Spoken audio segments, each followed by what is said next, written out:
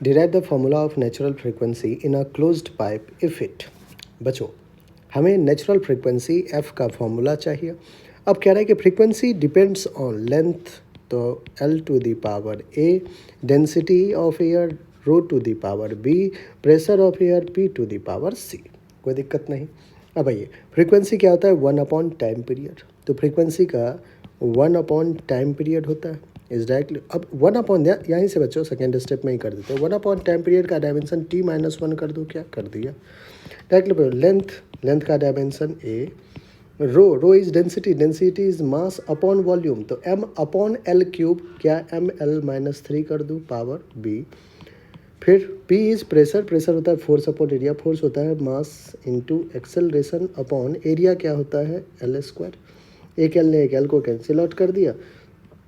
जो हमारा आ रहा है बच्चों t-1, वो l to the power a, ml to the power -3b और ml-1 t-2 to the power c। सारे लाइक क्वांटिटीज़ के पावर को एक साथ लिखिए। दैट इज़ m का क्या है पावर b, और यहाँ पे m का पावर c है, तो m का पावर b प्लस c। अब लेंथ पे आते हैं। लेंथ का यहाँ पे पावर a है, यहाँ पे पावर -3b है, a -3b और यहाँ पे -c। अब आइए टाइम का पावर -2c। ठीक है बच्चों, अब हमें क्या करना है? कंपेयर करना है। Comparing powers of same physical quantities. Comparing powers of same physical quantities, we can say that m यहाँ पे क्या है 0, l क्या है 0, तो m0 मतलब b प्लस c क्या है 0। नेक्स्ट क्या कह रहा है? L0 मतलब a -3b -c equals to 0, क्योंकि इधर तो l का पावर a -3b -c है, और t है -1। t-1 मतलब यहाँ पे लिख दो बच्चों -2c किसके इक्वल है? -1 के, क्योंकि यहाँ पे पावर t का -2c। यहाँ से 2c क्या आ गया 1, तो c क्या आ गया 1/2।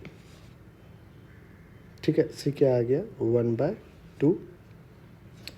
यहाँ देखिए बच्चों, अगर c 1/2 आ चुका है तो b plus c that is 1/2 equals to 0। b कितना आ गया? -1/2। लीजिए एक और रिलेशन। अब आते हैं इसमें a -3b, b कितना है? -1/2, माइनस का c कितना है? +1/2 इज इक्वल्स टू क्या हो जाएगा 0।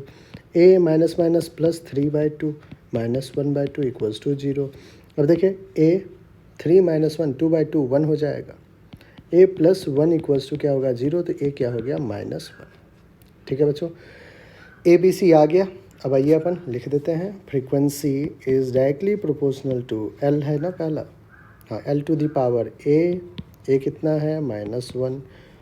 नेक्स्ट था rho to the power B है -1/2। देन था pressure to the power C that is 1/2।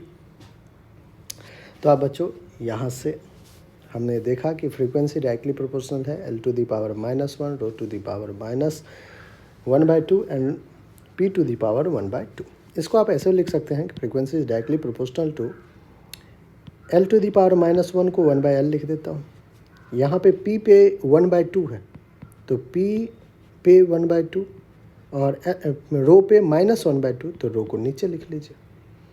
तो फ्रीक्वेंसी इज 1/l √p/रो। ये आपका फाइनल एक्सप्रेशन आ रहा है।